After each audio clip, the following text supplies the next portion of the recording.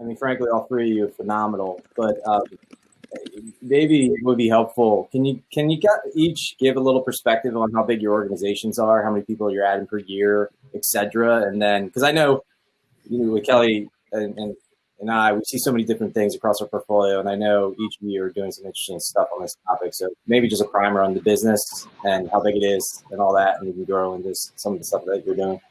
And best guess at what percentage of your organization represent the HPLE? Ladies first, Amy. Okay. So I was going to write down. Okay. So size of the organization right now, we're about 86. And that's down kind of post-COVID, where we were much more hovering around 100 previously. In terms of then the company itself, so ComplySci focuses on compliance for employee monitoring. So we help financial services organizations, like whether it's a private equity firm, an Edison, a bank, help to look at conflicts of interest for their employees that they have within their organization. So things like trade monitoring. A lot of times with the regulations, you have to really look at all the trades that happen for a particular person. So you have to hook up all of those different pieces to our platform, and we help mine for those conflicts of interest. So that's kind of a little bit about the company itself. And in terms of the percentage of HPLEs, I don't exactly know for sure off the top of my head, but I've got to imagine that, like, if you say HPLEs are like less than 30 years old, maybe-ish, probably like 50% of the company. Maybe even more. But it's a lot. So our entire customer support organization are like recently or right out of college. Our customer success organization, a lot of them are through the customer support organization and are brought up, our BDR organization. So you've got like quite a few sprinkled throughout the entire organization. And we're actually now really consolidating. So we have kind of people from a bunch of different organizations who've come together in different formats over the years. So I was from themarket.com, and that's where Jean-Marc and I work together. We have a bunch of people who were from the old Capital IQ, which was also focused on financial services and did a ton of work on data. And they had a HPLE model as well from back in the day. So we're really starting this HPLE program out of our customer support organization to then branch out into the other parts of the organization. And that's kind of been a process over the course of the last year. I'll stop. What about you, Eric? I forget all the questions, but we're about 300 and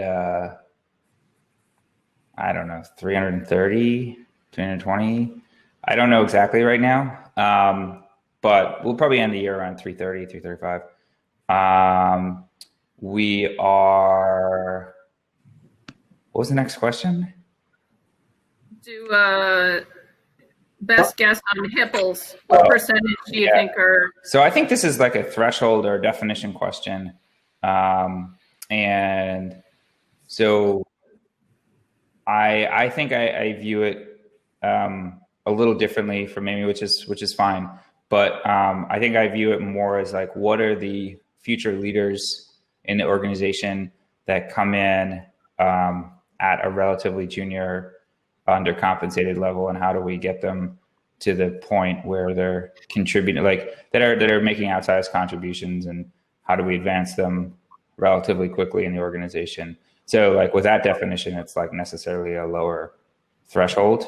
And so I'll call it like 5 to 10% of the org. Yeah. Morning, guys. We're 192 people as of this morning. We'll close the year just north of 200. Boy, in terms of this percentage, it's got to be 25-30% for us. We've got a lot of entry level people doing managing media campaigns, client success, the ADR organization. And then just kind of by nature of how the previous organization was built by the prior leader, Eric Spat, there's just a lot of young emerging talent. What do you think the greatest, I don't want to be too specific, if you think about growing and keeping these folks, right? And I think growing is probably hand in hand with keeping a bit. What's the greatest challenge that It's exists? for sure keeping. Getting is not hard for us because we've got a pretty good leadership team. We can recruit. We're in a pretty fun space of account-based marketing. The problem is we're in a group that always believes the grass is greener. They don't know what they don't know. And so they believe that they're going to go and find something else. So I'd say of the maybe 10 people I'd put in that group who have attrited in the last 12 months, 8 have asked to come back this year. So I've had to institute a policy on what it looks like to come back. And I've said no to most of them. I kind of made it wait it out. Hey, TK, can you expand? I know what that is. I think for the other two, it's awesome what your policy is. Yeah, I mean, look, and it was tough. We had a few that were super high performers, but their maintenance level didn't make up for the level of performance. So basically, people got to be better. What is the phrase? You got to be better than your problems. There you go. Right. There you go. And so we had a few what I would call very high EQ, high IQ, low EQ leaders that were very good at running in a lane, not so much at kind of, building and maintaining teams. Yeah, so we kind of just put forth a policy, like if you come back, it won't be at the same level. You have to agree to X, Y, and Z. I don't bring people back into the same job that they were in. You have to eat a little bit of humble pie. So let's say one of them was very, very strong VP of client success, leading 30 people. He might come in, lead a high impact project with 3 people, do something different, kind of work their way back up. And then we make it very clear that if you come back on board, then there's none of this threatening to leave every quarter. It's not a formal contract, but it's kind of an informal one. But it's definitely the retaining, and the better we do, just same thing you guys are encountering. The space is hot, and we've got a lot of inbound recruiters coming after our people, and they think $6,000 more, $8,000 more is all the money in the world at that life stage, and so it ends up creating some screwy dynamics.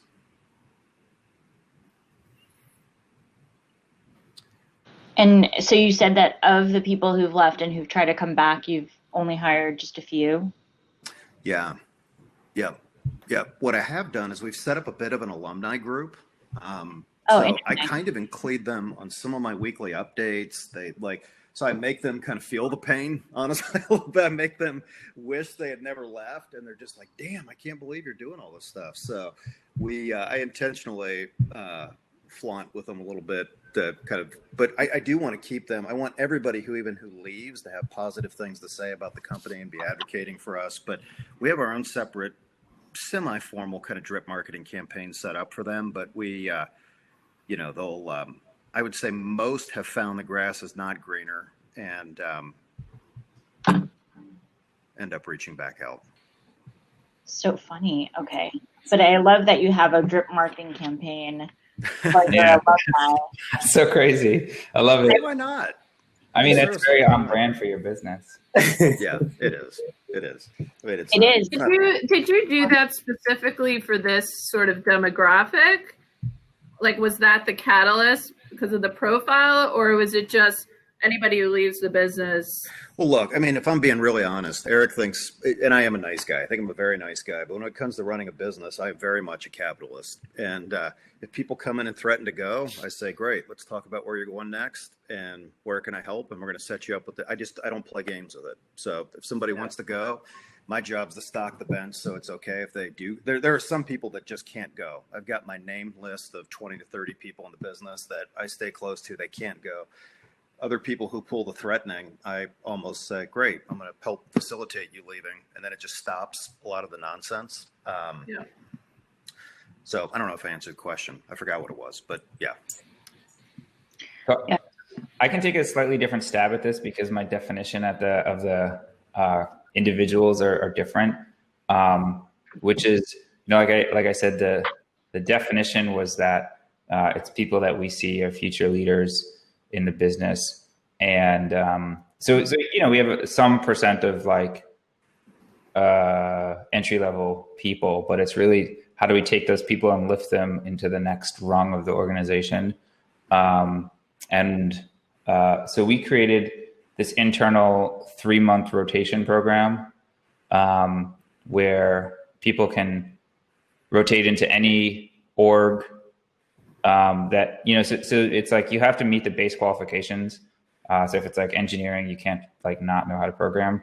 But if you do that, then we'll rotate you in either full-time or half-time. And so sometimes it's hard to do the full-time because like the manager of the individual that's rotating out won't be amenable to the rotation if it's full-time. And then at the end of the rotation, they're not guaranteed the new role. They have to apply to the new role, so they have to do a good job in the new role. And once we get a backfill, then they can move elsewhere in the organization. And so can I ask you a question? So what are your requirements to get into the program or whatever it is? Yeah, you have to have consistently high performance reviews. You have to apply. You have to have the backup of managers.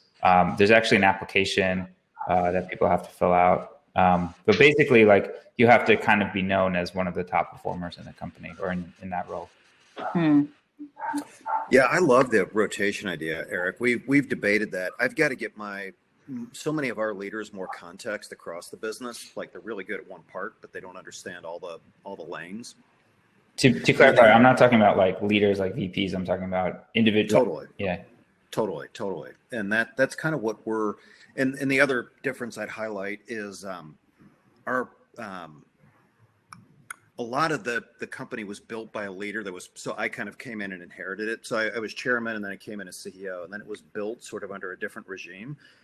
The culture of leader that we were looking for a year ago is probably different than what we're looking for now. So we were looking for, I don't know how else to call it, a lot of the bro culture. Yeah. The handshake, high five kind of culture. And I'm looking for more operational rigor, level 5 kind of stuff. So it created some of that kind of break point. But I love that you guys have done. Does it hurt though, Eric? Because you're probably pulling, even at your size, pulling one person out of a function is still going to make a difference. How do you get the support of that person's manager if they're really high level contributor and putting them somewhere else, or does you help backfill them? So they don't leave until we have a backfill in place. Got you.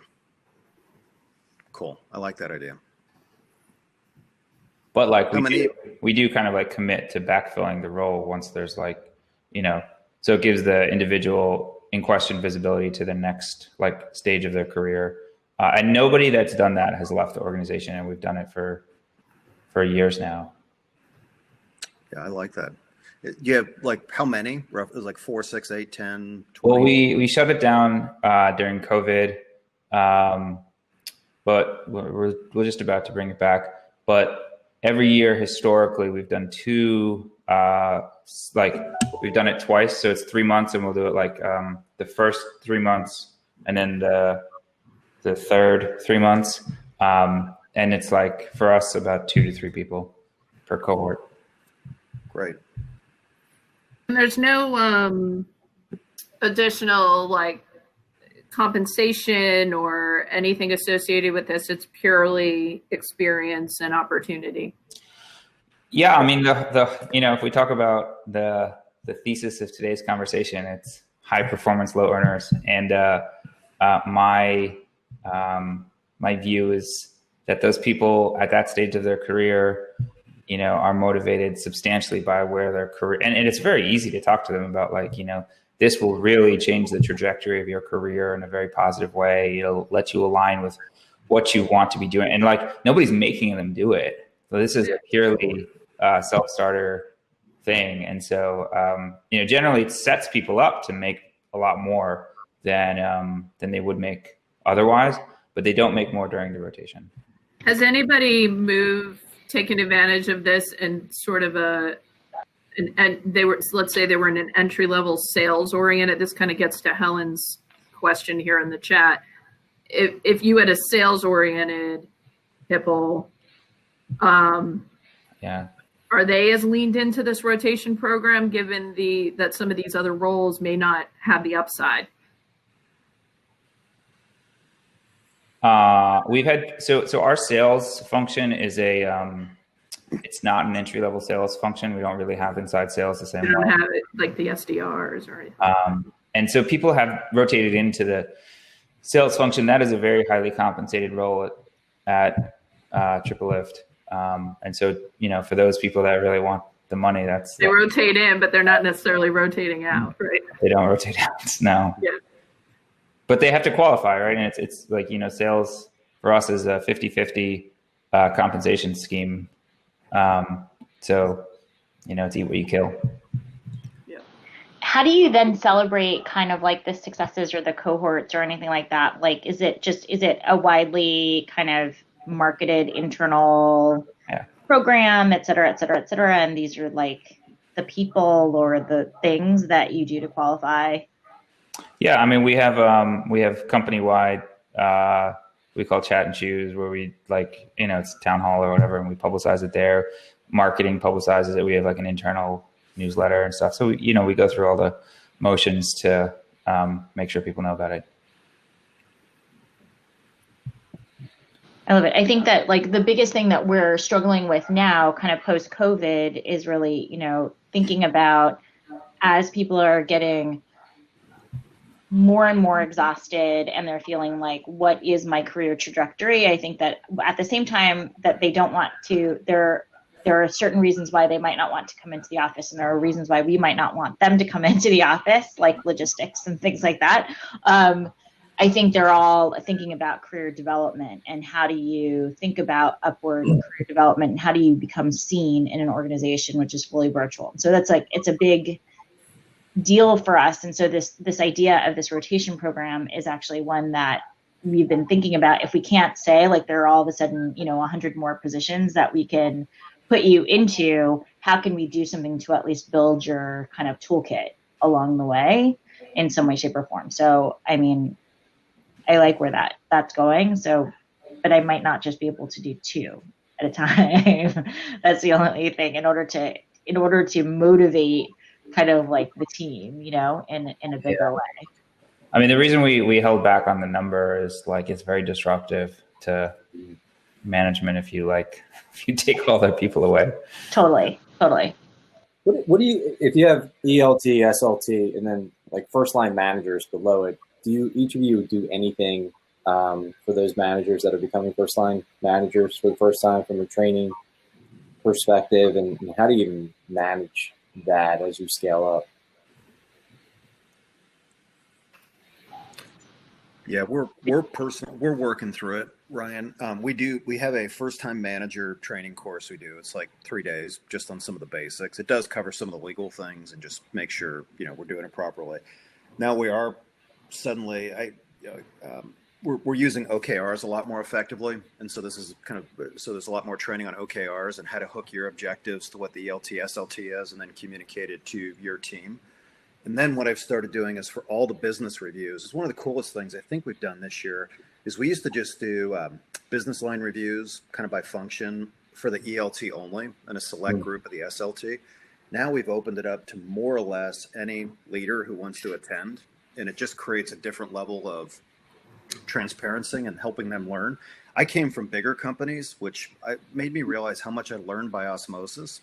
And then you just realize this whole new group, they have no idea how to do things like OKRs or conduct a proper one-on-one, or how would they know? So it's teaching some of the things that seem, but I still think the best way to learn is to observe, and then putting that group in front of our other high potential leaders is probably just creating more exposure is probably the way we've tried to do it than as much a formal program. Do you all think about, the Jack Welch principle, but is there a healthy amount of churn each year when you review everybody and look across your organization? I'm pretty realistic. I mean, so after the Vista investment, and kind of, I think part of what Jean-Marc had come in to do and what Jean-Marc hired me to do was to change the nature and the culture of the organization. And so once we put out some of our values as well. I think that there was a natural time where people decided to tap out. So when, kind of someone who had been there for a while and who kind of came to me one day and she said, you know what, I see what you guys are doing. I see where you guys are going. And it is this mountain and you're pushing, you're trying to get up that mountain, but it's not stopping anytime soon, and she was like, when is the relentlessness going to stop? And I was like, it's not. That's not the point of this. And so you're right. What you're looking for is a journey which is different than where we are today.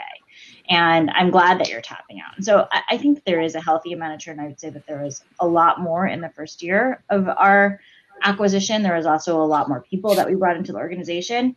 And with COVID, I think that it's probably dampened, but artificially, because there hasn't been as much activity. We will see that coming into 2021 for sure. I think that'll ramp back up again.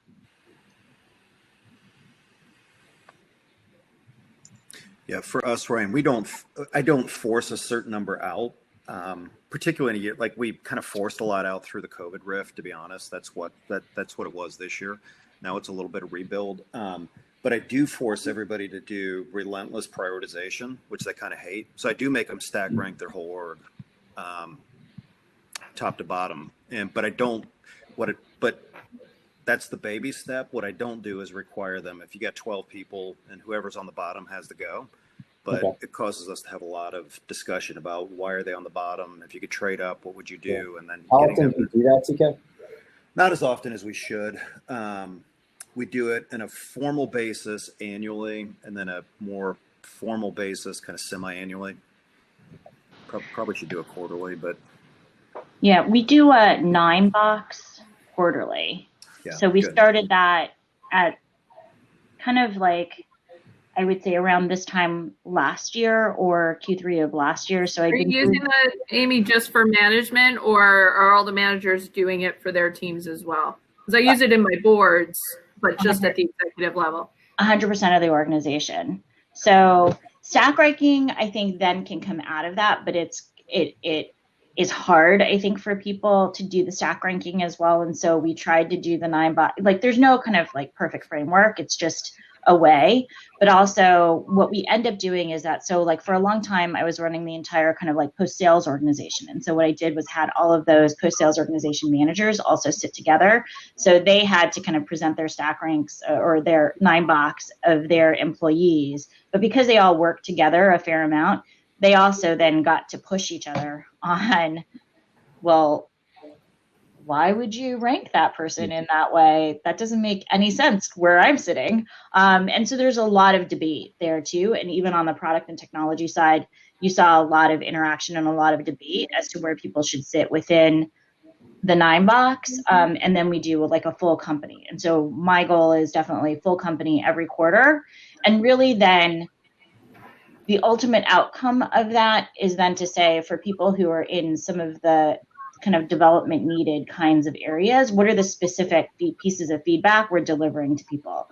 The single largest thing that I think we've struggled with over time is that people say, well, I wish I had known that sooner. I wish I had known that piece of feedback.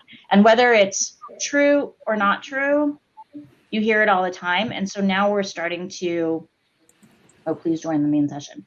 Now we're starting to really actually like make that more formal, so that, kind of we put it in writing or we send notes after the fact or something else, so that we can give people specific feedback on where they are and what areas they need to improve on, or what things are they're doing great on. Fantastic. Eric, do you want the last word before we hop off? Yeah, I mean, so we're pretty elaborate with I think we take a harsher edge. So we do approach something closer to a bell curve, but we don't force a termination at the bottom. We do certainly, for people who are in the bottom 10% of our quantitative performance reviews, make sure that HR has serious conversations with the managers. But our general view has been that managers don't terminate people that they feel like they ought to terminate, that are the underperformers because they are concerned that the org isn't going to quickly backfill the person in that place, which in turn is going to make that manager's org less effective. So they tolerate mediocrity longer than they should. And so we make a commitment earlier on with the manager if they, are going to be highlighting areas where they're going to need, pre-work for backfills, that we'll be doing that earlier on. And we found that generally aligns us getting to a higher overall quality internally than if we didn't do that. Good. Well, thank you, everybody. I think we're supposed to hop off and then get into the main session. We'll see you in a bit. Thank you. See you. Thanks.